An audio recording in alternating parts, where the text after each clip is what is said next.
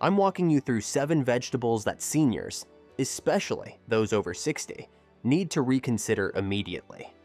Some of them are dangerous because of how we eat them, others because of what they do inside our aging bodies, but each one carries a risk that's far too quiet to ignore.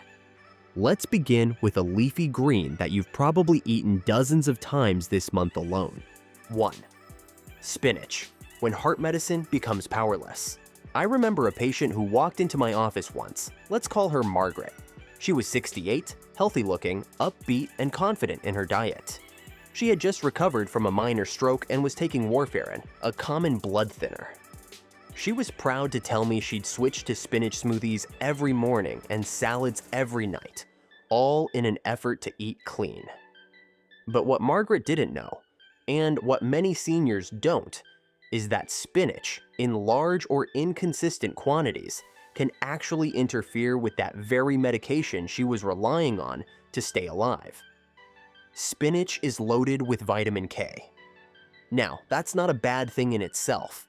Vitamin K is essential for blood clotting, but that's exactly where the problem starts. Blood thinners like warfarin or similar medications are designed to keep your blood from clotting too quickly. When you suddenly flood your system with vitamin K, it can cancel out the medication's effect. Think about that for a moment.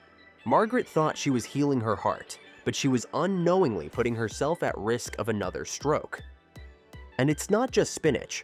Other leafy greens like kale or collard greens can do the same thing. But spinach is especially potent. The key isn't to eliminate spinach altogether, but to eat it in a way that's consistent and doctor approved.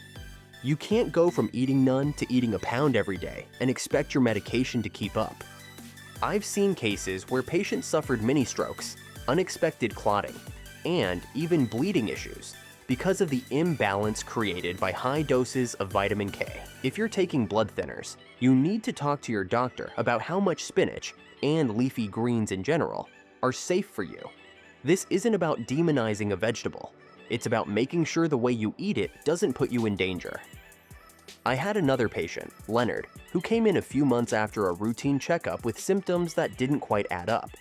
He was on warfarin too, and his INR levels, the blood test we use to measure how well blood thinners are working, were swinging wildly from week to week. He was confused, even a bit embarrassed. Said he'd been eating clean, drinking green smoothies every day, just like his daughter recommended. When I asked what was in those smoothies, his face lit up. Spinach, kale, parsley, all the good stuff. And that's when I knew exactly what was going on. You see, the problem isn't that leafy greens are bad. It's that vitamin K needs to be stable in your system when you're on blood thinners. Your medication is calibrated based on a certain level of clotting ability. When that level changes suddenly because of a dietary shift, the medication becomes unpredictable. I've seen patients go from stable to dangerously over or under thinned blood in a matter of days, just because they changed their salad routine or tried a new juicing recipe they found online. The frustrating thing is, it all feels like progress. When you're eating spinach, you feel good about your choices. It looks healthy. It tastes fresh.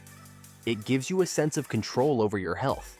But without understanding how tightly linked your food and your medication really are, that control can become an illusion. And this doesn't just apply to spinach. It includes kale, collards, beet greens, even broccoli in large amounts. These foods are nutritional powerhouses, no doubt. But when you're working with a medication that's sensitive to blood clotting, these powerhouses can shift the balance. That's why I always recommend consistency. If you're going to eat spinach, eat about the same amount every day and let your doctor know. That way, your dosage can be adjusted accordingly.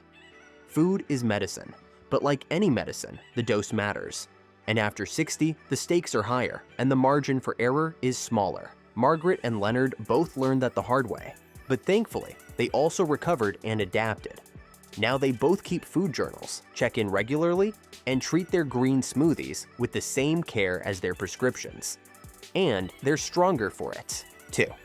Pickled cucumbers, the salty trap that's tightening around your heart. Let me tell you about another patient. George, 72, retired Navy vet. A tough guy. He exercised, avoided processed food, didn't touch soda, and thought he had it all figured out. But for some reason, his blood pressure wouldn't budge. It was always slightly high.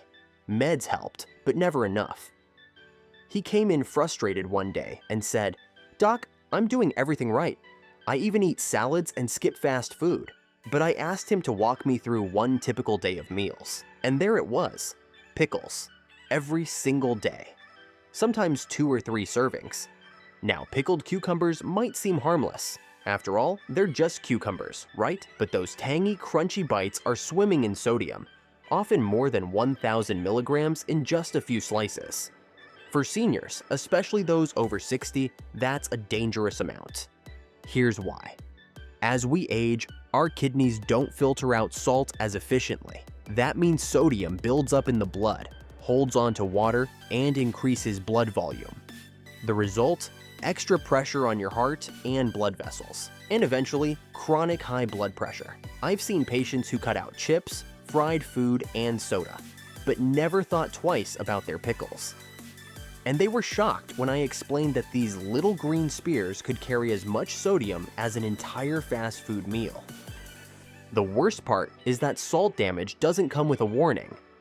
You don't feel it until it's too late. One day, it's just mild hypertension. The next, it's a stroke or heart failure. If you're eating pickled vegetables regularly, even pickled beets or canned olives, I urge you to start reading labels. Better yet, make your own low-sodium versions, or switch to fresh cucumbers with vinegar and herbs. Your heart will thank you. What really opened my eyes was the number of people, like George, who truly thought they were avoiding salt. And in the obvious ways, they were. No chips, no salty snacks, no fast food, no visible salt shaker on the table. But when we looked closer, sodium was everywhere. In the sauces, the soups, the canned vegetables, and especially those crunchy pickles that show up so casually next to a sandwich or burger. I had another patient, Irene, who was meticulous about her diet. She'd ditched all processed meats and white bread, but was still eating pickled vegetables almost daily, not realizing that each one was silently working against her blood pressure medication. She told me, "I just thought they were vegetables. I never imagined they could hurt me." That's the trap so many fall into, assuming vegetable always equals safe. And let's talk about those artisanal pickles and gourmet fermented veggies we see at farmers markets or organic stores. They might not have preservatives, but they often contain even higher salt content to preserve flavor and texture. I once analyzed a health brand dill pickle that had nearly 1,300 milligrams of sodium in one spear, and people eat 3 or 4 without a second thought. For seniors, where the daily recommended sodium cap should stay around 1,500 milligrams total, that's blowing past the limit in just a few bites. Another silent issue is cumulative salt. A little here, a little there, some pickles at lunch, a can of soup at dinner, a bit of salad dressing with hidden salt. And suddenly, you've taken in double your limit without even tasting it. That's why I tell my patients, you can't go by taste alone. High sodium foods don't always taste salty, especially when vinegar or spice covers it up. You have to check the label. You have to ask what's in your food. And if you really love pickles, and I get it, they're addictive, try making them at home with a low-sodium brine. It takes a little effort, but the payoff is huge. Fewer blood pressure spikes, better medication performance, and a lighter load on your kidneys and heart. Your heart doesn't care where the salt comes from. It only knows when it's being overworked. And for seniors like George, once that connection clicked, he was able to lower his blood pressure with the smallest change, switching out his pickles for sliced cucumbers tossed in lemon juice and dill. Simple, affordable, and heart-saving. That's the power of paying attention to the healthy foods we think we know. 3. Red chili peppers, the fiery ingredient. Fueling your heart's downfall. I know, this one hurts, especially for those of us who grew up in households where spice was a language of love. I get it. A little heat in your stew, a bit of pepper in your curry, it feels like home. but I've had to deliver some tough news in my time, and this is one of those truths that's hard to hear.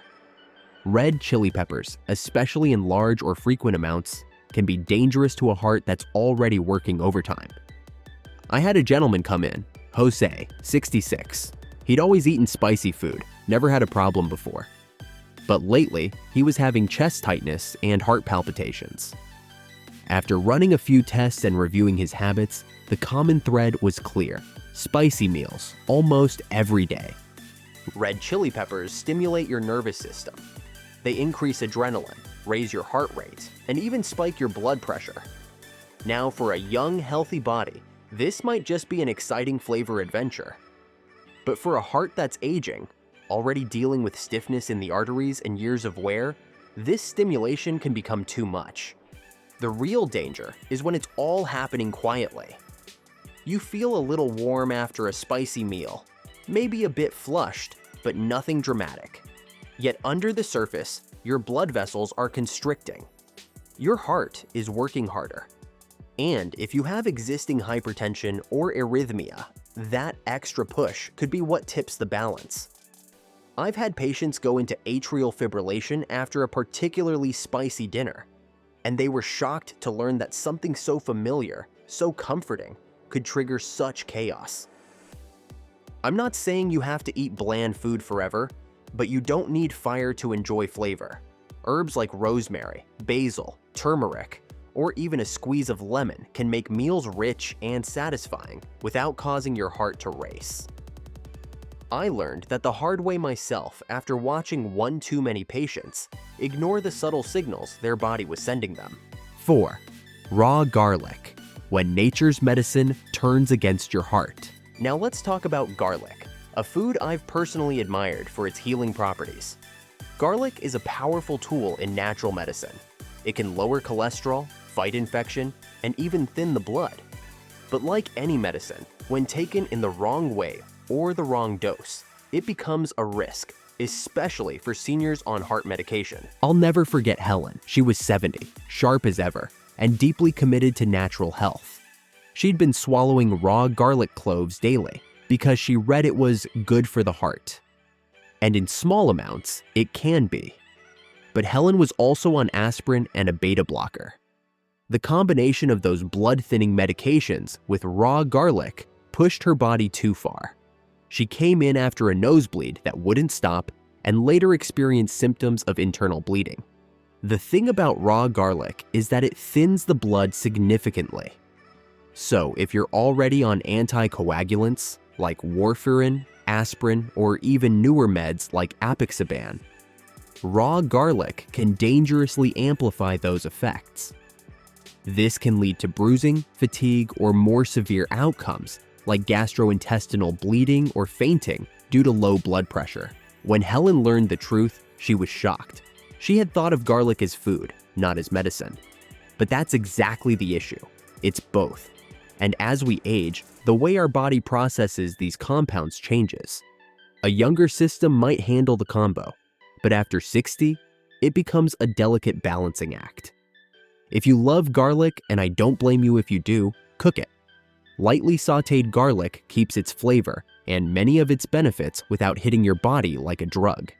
And please, if you're using garlic as a supplement or remedy, check in with your doctor. It's not weakness to ask questions, it's strength. 5.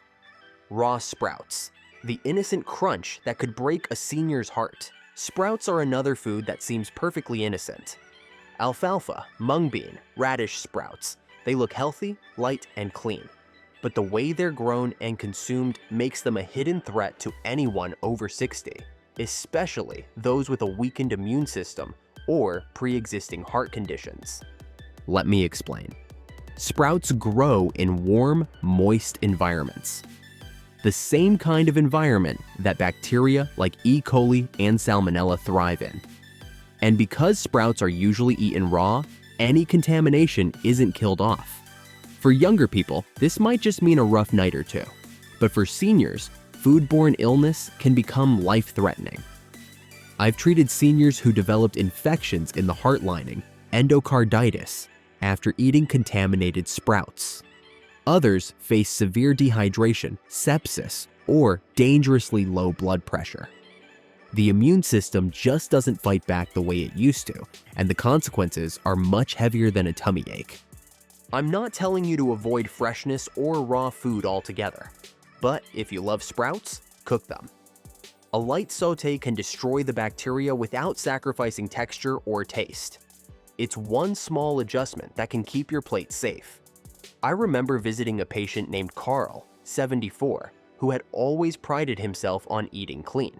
He was a gardener, a salad lover, and deeply committed to staying off processed food.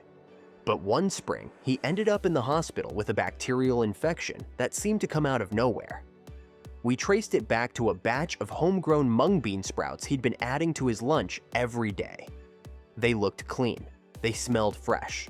But somewhere along the way, in the damp jar or the growing tray, bacteria had taken hold.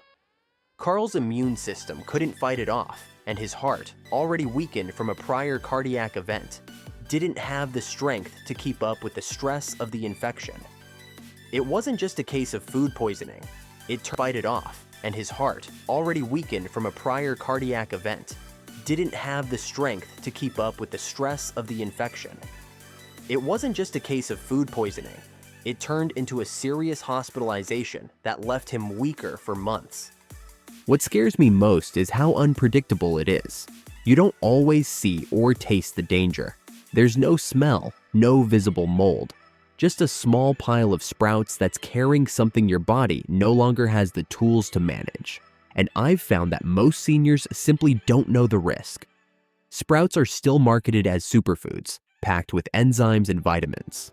But none of that matters if the bacteria slip in with them. Even store-bought sprouts aren't always safe. I've seen outbreaks traced back to major grocery chains, where entire lots had to be recalled. The FDA has warned about them more than once, but the message doesn't always reach the people who need it most. Those trying to eat healthy, avoid medication, and live naturally. That's the heartbreaking part. You try so hard to do things right, and then something as small as a sprout sneaks in and derails your progress. So here's what I suggest. If you love that crunch, don't give it up, but heat it. Toss sprouts into a stir fry. Steam them lightly before putting them on a sandwich. Even just 30 seconds in a pan can kill harmful pathogens.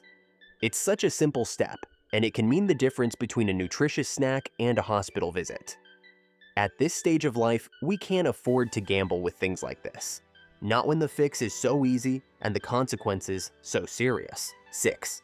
Celery, the quiet culprit raising your blood pressure. Now this one often raises eyebrows, and I don't blame anyone for being surprised. Celery? Isn't that just crunchy water? That's what I used to think too, until I started seeing patterns in my older patients' diets and their persistent blood pressure issues. It took me a while to connect the dots, but once I did, it was clear. Celery, despite its clean image, is one of those tricky vegetables that needs a second look, especially if you're dealing with hypertension. Here's the thing. Celery isn't dangerous in its raw form. In fact, it has compounds like phthalides that can help relax blood vessels. But the problem arises when it's eaten in excess, or more commonly, when it comes from prepackaged, pre-seasoned, or canned sources. I've seen so many seniors grabbing celery-based snacks. Think celery with dips, canned celery in soups, or those frozen veggie mixes, not realizing that these versions are often loaded with sodium. That's sneaky, hidden sodium. I had one patient, Donna, 67, who was doing everything right. She'd replaced chips with celery sticks, avoided processed snacks, even stopped using the salt shaker at the dinner table. But she was buying a popular store-bought vegetable mix that included seasoned celery. Each serving had over 700 milligrams of sodium. That's nearly half her daily recommended limit in a tiny portion of healthy vegetables. What's even more surprising is how celery juice has become trendy. And while it sounds clean and green, juicing strips the fiber and concentrates certain compounds, making it easier for sodium and nitrates to impact your system, especially if you're drinking it every day. Celery may not be a villain on its own, but when prepared carelessly or consumed in high amounts, it can become one more weight on your heart's already tired shoulders. The key? Fresh, unseasoned celery in moderation. And never assume that just because it's green, it's good in any form or any amount. As I've learned and witnessed far too often, it's the quiet foods that sometimes whisper the loudest warnings. There was also this moment I'll never forget, a cooking class I visited at a community center where several seniors were making heart-healthy soups together. One of the instructors poured in a whole bag of frozen mirepoix. That's the celery, onion, and carrot mix you find in the freezer section. Nobody batted an eye. But when I checked the back of the package, the sodium content was staggering. Not from salt added at the table, but from preservatives in the broth and the vegetables themselves. That's the part that frustrates me. Celery, in its natural form, is mild and harmless. But in the modern food world, even vegetables come with additives and chemicals we never had to worry about decades ago. Especially for seniors on diuretics or blood pressure meds. That excess sodium acts like a sponge, pulling water into the bloodstream and forcing the heart to pump harder just to maintain balance. Another piece that often goes unnoticed is the psychological side. Celery feels virtuous. It's light, crunchy, low calorie, and has been marketed as a diet food for decades. That halo effect means people rarely question it. But overconfidence with any food, even a green one, is where habits become hazards. Some of my patients were drinking 16 ounces of celery juice every morning without realizing how it was interacting with their low-sodium medications. Others were making homemade cleanse recipes from online videos, unaware that blending large amounts of celery with beet juice could spike their nitrate intake and destabilize blood pressure. It all comes down to context. Celery isn't the enemy, but inconsistency, lack of awareness, and processed shortcuts are. My best advice: cook your own meals. Use fresh stalks, wash them well, chop them yourself. That's the only way to truly know what you're putting in your body.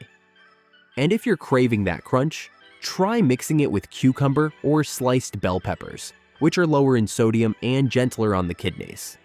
Every adjustment, however small, is a step toward lightening the load on your heart. And at this stage in life, your heart has earned that kind of care. 7. Eggplant, the hidden trigger for inflammation and medication interference. Eggplant is another food that on the surface seems perfectly safe. And in many ways, it is. It's low in calories, packed with fiber, and works beautifully in heart-healthy Mediterranean dishes. But I've come to see that for seniors, especially those managing heart disease with medication, eggplant can have hidden downsides that no one talks about. Let me share a story about Raymond, a 71-year-old who loved making ratatouille and baked eggplant dishes. He was on statins and beta blockers and thought he was following a perfect diet, but something wasn't right. He started experiencing muscle aches, fatigue, and even mild arrhythmias. It wasn't until we reviewed his meals that I noticed just how often eggplant showed up on his plate. You see, eggplant belongs to the nightshade family, just like tomatoes and peppers. Nightshades contain alkaloids, like solanine, which in sensitive individuals can promote inflammation. Now, not everyone reacts the same way, but for seniors with compromised cardiovascular systems, that inflammation can show up as joint pain, fatigue, or increased pressure on the heart. And when combined with certain medications, particularly statins, eggplant's alkaloid content can interfere with how those drugs are metabolized. That means higher risk of side effects and lower effectiveness. It's not a guaranteed danger, but it's enough of a red flag that I always tell my older patients to monitor how they feel after eating eggplant. Some of the symptoms seniors experience after meals are often dismissed. A little bloating, fatigue, maybe a headache or sore joints. But I've learned to listen to those signs, and I encourage every senior I meet to do the same. Inflammation isn't always loud. Sometimes it whispers, it nudges, and it builds slowly. Alkaloids like solanine don't always trigger an allergic reaction, but they can aggravate an already overworked cardiovascular system. Add that to a medication like a statin, which already puts strain on muscle tissue. And suddenly, a dish that used to nourish you now leaves you feeling drained. What I tell my patients, and what I've started applying to my own meals, is to treat eggplant as a flavor enhancer, not a main course. Use it in small amounts. Rotate it with other vegetables that don't carry the same compounds. And most importantly, take note of how your body responds. One day of fatigue may not mean much, but 3 weeks of sluggish recovery after dinner, that's a conversation worth having. The goal isn't to create fear around a food you enjoy. It's to create a relationship with it that respects your body's changing needs. After all that, you might be sitting there thinking, so what's left? What on earth am I supposed to eat that won't hurt me? And believe me, I've asked myself the same question. The truth is, the goal isn't to create fear around vegetables.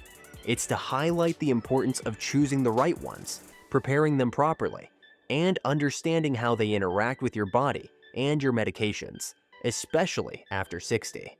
Carrots, when roasted or steamed, offer heart-protective beta-carotene without the sodium or inflammatory compounds. Sweet potatoes, especially when baked, are loaded with potassium and fiber, two things your heart absolutely loves. And don't overlook legumes, green beans, lentils, black beans. All of them offer gentle energy, help regulate blood sugar, and support healthy circulation. And flavor doesn't have to disappear. I've personally grown to love turmeric, lemon zest, rosemary, and ginger as ways to enhance meals without loading up on salt or spice. Even garlic, in small cooked amounts, still adds that punch without turning your plate into a medical experiment.